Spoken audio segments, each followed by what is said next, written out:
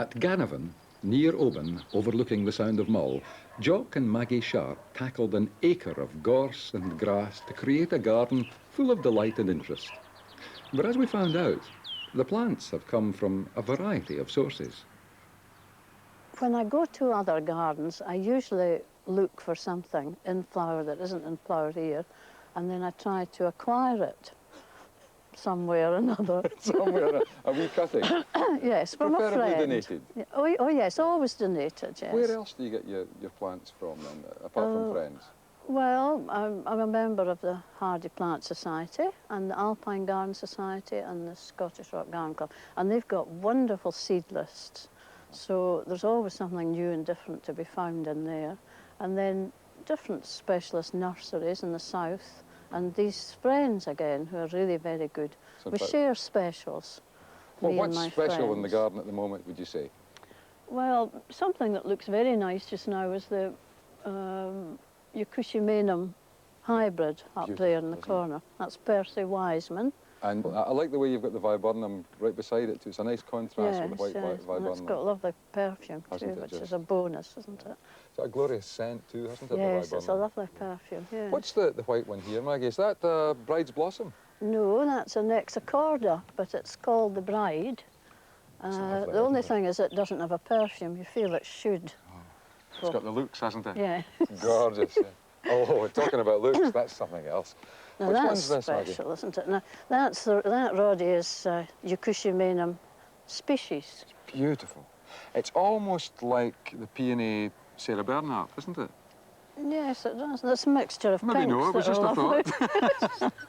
It's a lovely island bed, though, isn't it? Superb. Right down the front there, Maggie, what's that with the purple flower, almost like an honesty flower, on top of the yellow foliage? What's that? That's an erysimum. It's a variegated erysimum. Tender a bit. Needs protected in the winter. So do you take that inside, or? No, I just put a polythene around it. Open it up on a good day. A hat for the winter. Yes. And what about the tulip? The tulip is Angelique. I think it's quite a new one, but it's beautiful. Glorious. It's a lovely island bed, it certainly is. But mind you, talking of islands, that is Mull, isn't it? Yes, that's Mull on the left. And the Sound of Mull going up the centre, and Morven on the right-hand side. Yes, and Lismore in front of it. Oh, it is a picture. Do you paint? I try to paint flowers. Do you? That is glorious, it really is. It's amazing that we've come to accept part of the West Highland landscape of these big cordylans, haven't we? Because you have them at Culzean and up at Inverewe, and they do very well here, don't they? Yes, they do very well, yes. Occasionally they're cut to the ground with frost. The variety of plants you have here too, and plants that I have never seen before. This I've only seen once, I think. That was at Achnashilach.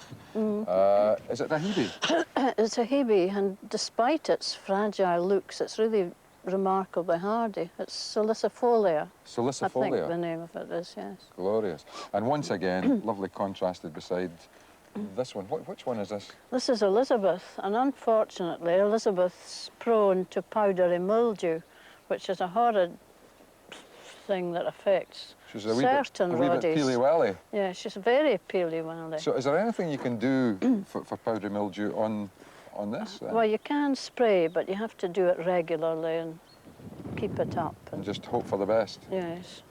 You're very fortunate here, though, insofar as you've got the burn going down the edge of the garden, and it means that you can grow all these plants that love shade and moisture, like the primula, for example. I mean, they thrive in it, don't they? Yes, they love it. This Regerzia pedophylla, it's attractive with its reddish leaves. It is, isn't it? The other one's still to come on a bit. That's Pinnata elegans. Pinnata elegans? Yes. But the Rhysichitum is really... Now, the common name for that is the skunk cabbage, isn't it? Skunk cabbage, yes. It looks almost edible. I'm sure it's not. But... And this big fella here, I don't think I've seen a better specimen. Which one is this? This is Pyrrhus? Forest flame. Forest flame. And it's perfectly sited down here in what would otherwise be a very dark corner of the garden. It just makes it shine, doesn't it? Oh, it's lovely. And this is the latest addition to the garden, eh? Yes, we started this at the back end, and It'll take a couple of years before it And fills it out. catches all the wind here, of course. It's good to have your low-growing rockery Yes, plants here. yes. This is the man that does all the work, eh? All the work. Well, Jock, just been Well, Bill. admiring your handiwork. Yes, the bed's coming on quite well now, but The whole garden's coming on well. the garden's developing quite nicely.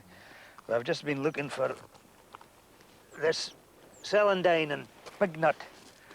She's been busy for weeks digging it out, and we originally sprayed the area and blowtorched it. But by that time, in last October, these two weeds had died back, and they weren't affected at all. And yet, if these weeds were plants that you wanted to grow, I bet you couldn't get them to grow. This is for sure. That's the way it is. And What's this you've got, Maggie? This is just a small plant to remind you of Oban, Bill. A wee minding. And thank you for coming, a wee minding. Thank you. We shall put that in our bed at the Beechgrove, just like this. Thank you very much indeed for putting up with you'll us. have a job seeing it on the camera, eh? Well, we've got a magnifying glass up there. Well. And here it is, a four trevolt wee rock rose, which we'll find a place for in the scree garden, I think, Carol, eh? Yeah. Thanks to Maggie and to Jock. Now, Bill